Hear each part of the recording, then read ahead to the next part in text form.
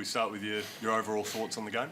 I just thought we played a tough, relentless brand where everyone contributed, and it's as simple as it needs to be.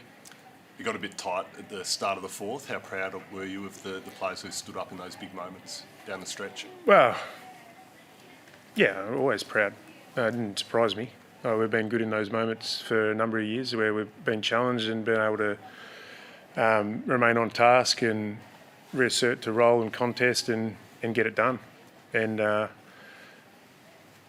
think being able to, the players have been able to connect with one another and communicate and keep each other on task and process orientated through those moments and not get caught up in momentum or scoreboard or anything like that. They've been able to just focus on what's important. So, yeah, it's a bit similar to last week. We were able to withstand a challenge and get it done. The midfield seems to be getting better each week. What's been the key, I guess, since that point where that was an issue for you, the contested stuff? Smithy's doing a great job giving him a plan during the week and including them in devising that plan. And they've been organised and they've got their hands dirty. I mean, we're probably caught up. This is everyone. It's not just stoppage, but we're caught up in, whether there's expectation or a bit of fear of, bit of fear. And now it's just we're playing with freedom, and that goes for stoppage. I couldn't have been happier with the amount of pressure we're able to put on the Geelong mids and get looks off that, and then we're able to score from stoppage as well through good organisation and good method, but also just great intent around the ball. So I think the beauty about not only our stoppage but our total game is everyone's bought in and everyone's contributing. What's the key behind that, sort of playing with the freedom that you mentioned there? We're worrying about what we can control, not what we can't control, and confidence plays a part in that. So I feel like the players got a little bit of confidence out of the Brisbane game, and that carried on to the next week. And then, it started the Hawthorn game. Got a bit of confidence out of that game, and now they know what it feels like again. And they're just playing on more instinct, and we're getting after the ball and we're getting after the oppo. Do you feel like this was your best win of the year, given the opposition, I guess, the challenges that they threw at you? Probably, but I don't rank wins. Like, it was an important win in our year, and we needed to make sure we keep building off the last couple of weeks. And they lost last week. They were desperate this week, and we wanted to put in a good showing. So I don't know where it fits in overall wins of the year, but it's a good one. How did you keep the players up? You were pretty dominant at the start of the second, the start of the third, but at both breaks you only had a 10-point advantage. How did you keep them up and about heading into that last quarter?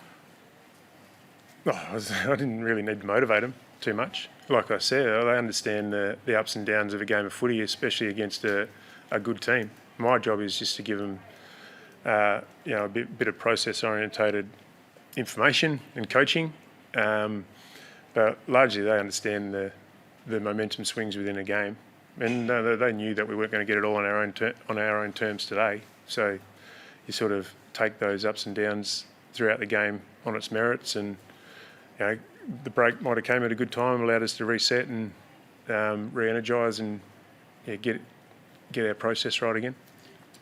That seemed to get through pretty well. The step up seemed to be a big step up compared to the last 2 weeks.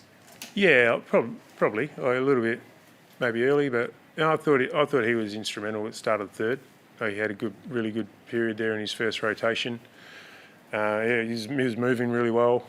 He's going to take a little bit of time to come to hand, but I think we got what we expected, and it worked out well that we were able to get him out of the game when we did. He was having a pretty good third quarter. Did you consider leaving him in?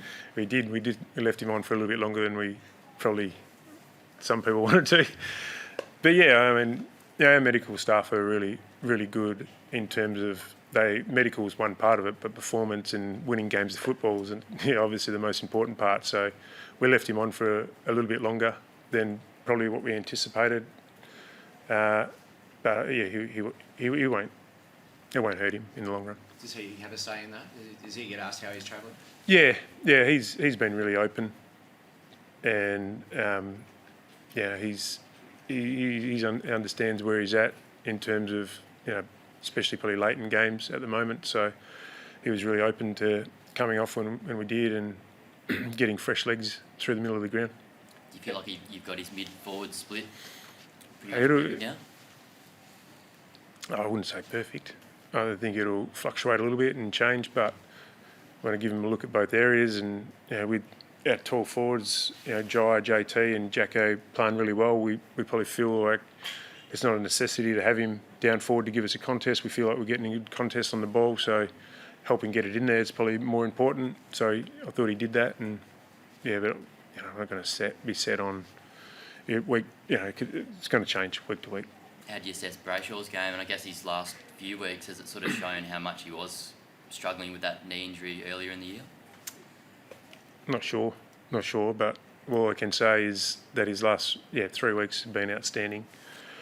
And I think today, he added a layer of being really effective with ball in hand and making his possessions turn into scores. And I thought his work rate's been phenomenal. So another chase down tackle, which was important today. He just plays with great energy, but he's not alone. I think all our mids had a lick of the ice cream today. They all got their hands on the footy and they were pretty dominant in there. How nice was it to see Walters step up with 3 goals, especially on Sir Doug Nichols' round? Yeah, he's a leader. Not only he's a leader in all aspects, but he's definitely a leader in cultural aspects, and he's a leader amongst Indigenous people. And it was good to get his lick of the ice cream today because not everyone. I had this chat with him last week. You can work your backside off as a small forward and chase and tackle and get to good spots, and the ball just doesn't fall your way and you don't get the lick of the ice cream. But today, he kicked 3 goals. He got some reward for effort, so that was nice for him and us. You got Yeah, Jim. reward for effort going forward today, and I think you went inside 45 times, 11 goal scorers, 16 goals sent. It's not bad reading for 45 inside. I thought we got the balance right between advantage kicks, hitting the loose player, and taking the contest when we needed. I thought we played a smart brand of footy forward of centre against a really mature, great back line. So 15 marks, I think, inside forward 50. We were able to force a lot of forward 50 stoppages, which we cashed in on. I think we kicked 6 goals from forward 50 stoppage. And I thought our talls gave us a really strong contest, which allowed our smalls to get in and pressure. So we were high for tackles inside 50 again. So it was a smart, good mix going inside 450. How do you view things at the other end of the ground, your back line and the way you handled Jeremy Cameron and Tom Hawkins? They look dangerous at times, but they're great players and they will. But I thought largely Piercy got his read on the ball and attacked the footy and played an assertive brand.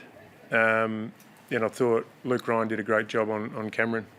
And he went up the ground searching for kicks, and we're probably reasonably happy with that, given he's so dangerous inside forward 50. So they're 2 great players, and I think our backs have really benefited from the amount of pressure that's on the ball. Pressure through the middle of the ground, and that clearance was really strong, which makes their life a lot easier. And we weren't getting that right, especially the Brisbane and Western Bulldogs game. So it's good that pressure is lifted. It makes their job a lot easier. Why did you go with Luke Ryan for that matchup? Boydie thought it was the best matchup, so I backed him in. I wouldn't say, and I mean, he watches so much footage of the opposition forwards more than me, so back him in, and it was the right call. So Luke did a great job. He reckons he had a sleepless night last night, but you'll get a good night's sleep tonight. How much of a focus was avoiding their intercepting defenders, and how much does the fast handball game kind of help with that? It was a big part of our plan going in. Radaglia and Stewart and all their backs can roll off the number 1 intercept team in the comp. So as I was talking about before, we needed to be smart going inside forward 50. You can't be too slow, otherwise you get numbers back. But you wanted to play at a speed that allowed us to at least be able to get a contest. So I thought we did that. Was it concerning to concede the first 3 goals from free kicks? I mean, it could have been a fourth as well from Jeremy Cameron. Is that sitting in the box? Is that a concern for you? Well, it's always a concern. Yeah. So yeah, and however you concede them, it's always a concern. But a bit like last week, I thought there was aspects of the game that were doing really well, and I thought it was just a matter of time before we'd score at the other end and be able to hold up. So There were a few 50-metre penalties. The Bailey Banfield one out on the wing, Fife not standing. Is that something that you'll address with the yeah, no, I already addressed it with Fifey. He's probably didn't practice that in rehab as much as we would have liked, standing the mark. Yeah, it's costly. I mean, they gave a couple away, at least one away as well, and you will keep addressing it. But you know, the other side of it is we're playing on the edge a lot more. And when especially Banners is one, when we're really committed to the contest, sometimes you can overstep the mark. So we'll take the good with the bad.